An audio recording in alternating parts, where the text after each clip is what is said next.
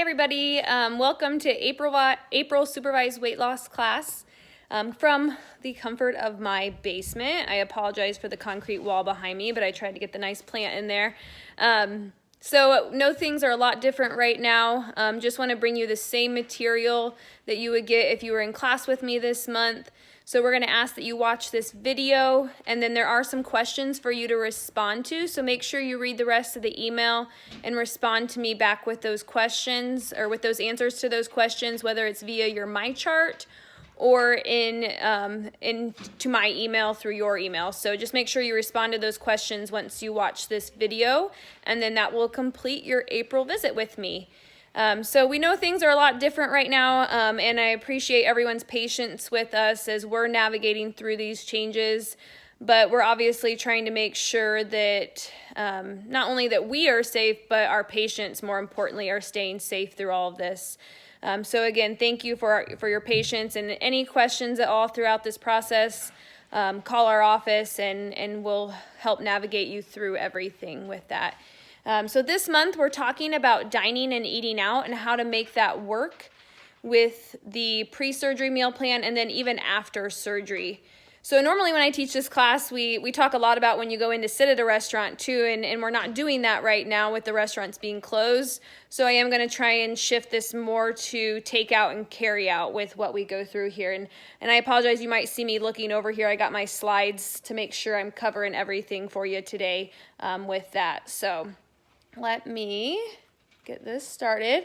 So when we look at dining out, I think the first thing is, I feel like most patients always feel like, oh, I just can't go out to eat because I feel like there's just too much temptation there. And for some people, it might be better to kind of take a break from fast food or dining out till they feel like they're, have more confidence making that healthy choice. But we're going to talk about some ways to make you more confident with that so you can still make that a part of your lifestyle and your routine if you choose to do so. Because the reality is we might have had every best intention to plan something and cook something healthy at home. Maybe you had grilled chicken and a side salad or broccoli or something planned for the evening, but you're just tired. And you think about how many fast food places you pass maybe on your drive home from work, and it just makes it very easy and accessible, but then that can also make it easy to maybe not make the healthiest choice as well.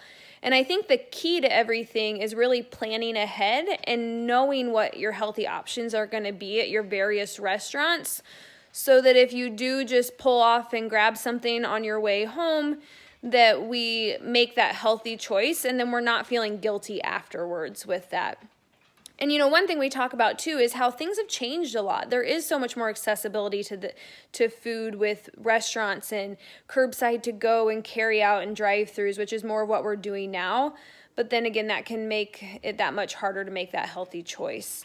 And then portion sizes have changed too. You think about what you're given at a restaurant, it's a very large portion. So we're going to talk about how to help make that work a little bit better and control those portions when we do carry out or take out or drive through with something.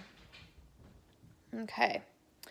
So thinking about what we can get from different meals at a fast food place, for instance. So let's say we're going to Wendy's, we get a classic double meal with the fries and a sugary drink. That's 1,500 calories for one meal.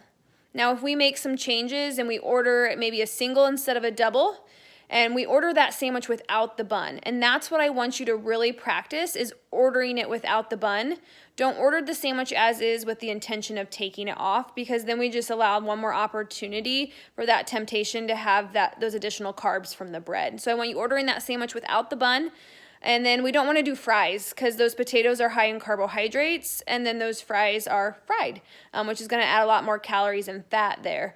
So I would have you get maybe a side salad or even maybe like a fruit cup if they have it instead of the fries to help bring those carbs down. And the side salad would be the best option there. And then get some kind of drink that's not going to add a lot of additional calories. An unsweet tea, maybe you could use Splenda, stevia in it. Or some of the restaurants have like a 5-calorie lemonade or just water is always a great option too. By ordering that sandwich without the bun, doing a side salad instead of fries, and then a non-sugary drink, you're gonna cut 1,000 calories. That would be 500 calories for that meal versus 1,500 for the one that we just mentioned before. Now, after surgery, portion sizes are a lot smaller. So we're still not doing the bun. You're not gonna eat very much of that burger. So it's about 150 calories per meal. Another option at Wendy's would be like a chili. That chili would be another option, but you're still only going to be about 150 calories per meal with that. Now, what can you eat? What are some other options? What can we do when we're going out, and what does fit into my meal plan? So what I'm going to talk about here might seem like a short list, but it really will extend to a lot of different menu options. One, again, is that chili at Wendy's. I think that one's very popular, because especially after surgery. So that chili, the meat's ground up, it's real moist, it's been soaking in that juice all day when they do that chili. So it can be really well tolerated after surgery, and leftovers for chili freeze and reheat well, whereas a reheated burger might be too dried out. Another option would always be your salads, but make sure whatever salad you're getting is grilled protein, and then we're asking for that dressing on the side. And I always recommend to dip your fork in the dressing. You get a little bit of dressing with every bite, and then stab the salad, and that can help control calories from dressing, and ideally get a light option for your dressing. Any kind of entree or meal where that protein is baked, broiled, or grilled, and then getting a side salad or a steamed veggie. So we're avoiding the baked potato or the mashed potatoes with that type of meal. So kind of just asking for some substitutions with those can make those meals a lot healthier options. And then the last thing would be, if you're looking at like a sandwich item, would be to, again, still order that without the bread, and mainly just have like the meat and veggies that might be in it, or the cheese, and doing that as an option for a meal. And then not getting the fries and maybe a side salad. So some specific items from different restaurants that I put together would be like Jimmy John's Unwich is always a good option. So they'll do any of their sandwiches in a lettuce wrap for you. You can go to Hardee's and get their low-carb burger or low-carb chicken sandwich, which is literally just the sandwich without the bun, but they do a really nice job at wrapping that in lettuce for you. Grilled chicken, green beans from KFC would be another thing that you could do. And then also something like Chipotle or Qdoba. Getting a bowl instead of the burrito, avoiding the rice. So just getting like a little bit of the beans, the meat, veggies, cheese, and then that can be an option at one of those types of places. And you can even get just a side of the meat from Chipotle or Qdoba as well. And that's something that I've had some post-surgery patients tell me that they will get. All right, so some different strategies when we're dining and eating out here. So again, like I said, I think the biggest thing is planning ahead. So I'm going to ask that you do some homework this month. Familiarize yourself with the menus and nutrition information of some of your favorite restaurants. And then I want you to write down 3 to 4 healthy options at each of your favorite restaurants or fast food places that you tend to go to, so that when you go there, you don't need to look at the menu. You already know what you're going to order.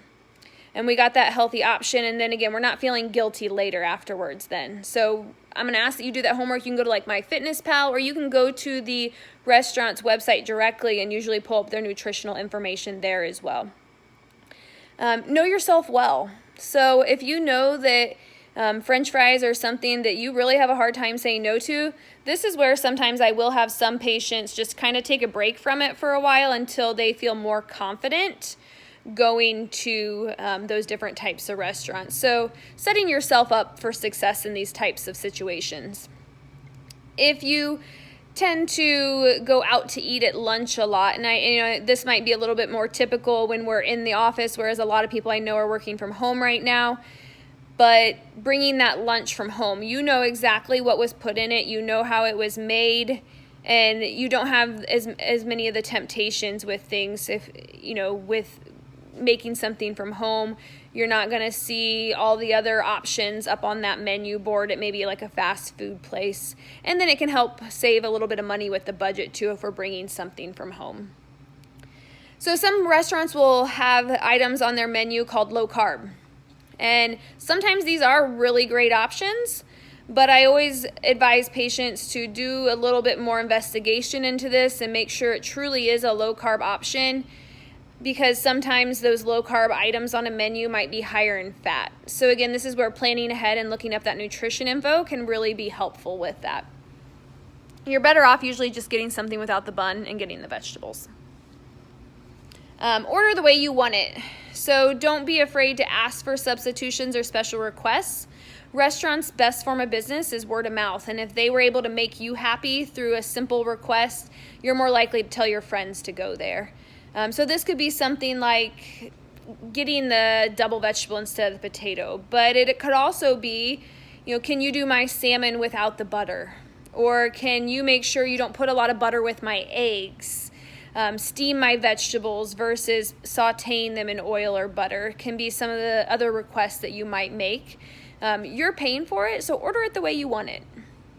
And then one of my favorites to help with portion sizes is to ask for your to-go container to come out with your food so that you can portion part of it off and probably make 2 meals out of that, because they do tend to give us way more food than what we really need, and that can help with portion control when you're dining out so that we're not overeating. But always remember to take your time when eating, slow down, chew that food well. You want a meal to last 20 to 30 minutes.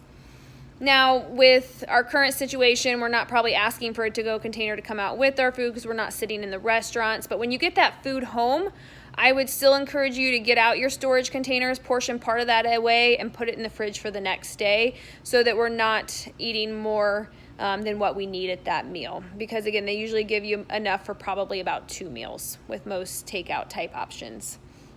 And then let me see here. And then again, remembering to slow down, take your time. I already mentioned that one. And then anything that's fried you want to avoid. So fried foods can add up with a lot of calories just because of all that extra oil that it's being fried in. And sometimes we might think, oh, well, it's a fried chicken sandwich, and chicken is a lean meat. But once it's breaded and fried, you're usually better off getting a burger without the bun in most situations. So just make sure you're always looking at those menu items, looking up that nutrition info ahead of time so that you know going into the situation that you're making a good choice, you feel confident with your choice, and that we're not feeling guilty afterwards. And I think that was all that I had on here. The other things was about just a little bit of information about portion sizes. So remember, with protein, we want to aim to have 4 to 6 ounces of protein at a meal. So that would be 6 ounces would be 2 decks of cards to kind of give you an idea with that. And if you think about the portions with protein that we get at restaurants, it's usually quite a bit bigger than that. So that's where portioning part of that off can be helpful. And I think that was about it. So that was April's supervised weight loss for everybody. I hope you are all staying safe. If you have any questions for us, again, please feel free to call or message us through my chart or through email. Just make sure you do respond to the questions that I sent out to you as well, along with this video. And I hope to see everybody here soon in person and in the office. Have a good month. Bye, guys.